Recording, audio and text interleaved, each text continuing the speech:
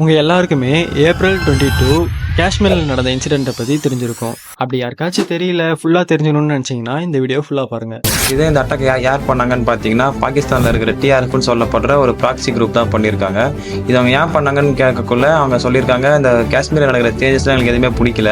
முக்கியமாக மோடி வந்த ஆட்சியில் வந்து அவர் ஆர்டிகல் 370 பேன் பண்ணார். அது எங்களுக்கு சுத்தமாக பிடிக்கலன்னு சொல்லி தான் இந்த அட்டாக்கை பாஸ் பண்ணணும்னு சொல்கிறாங்க. இதுக்கு இந்தியன் கவர்மெண்ட் என்ன பதில் தெரிவிச்சிருக்காங்கன்னு பார்த்தீங்கன்னா, இந்தியாவிலேருந்து பாகிஸ்தானுக்கு போகிற இண்டஸ்ட்ரி வரை சஸ்பெண்ட் பண்ணியிருக்காங்க. அது மட்டும் இல்லாமல் பாகிஸ்தானுக்கு இந்தியாவுக்கு நடுவில் இருக்க எல்லா பார்டருமே க்ளோஸ் பண்ணிட்டாங்க. முக்கியமாக பாகிஸ்தானில் இருக்க எல்லா இந்தியன்ஸுமே இங்கே வர சொல்லிட்டாங்க. இங்கே இருக்கிற பாகிஸ்தானுமே அங்கே ஒரு கிளம்பி போக சொல்லிட்டாங்க. இதுக்கு பாகிஸ்தான் என்ன பண்ணியிருக்காங்கன்னா, இந்தியன் ஃப்ளைட்ஸ் போகிற அந்த ஏர் ஸ்பேஸை க்ளோஸ் பண்ணியிருக்காங்க.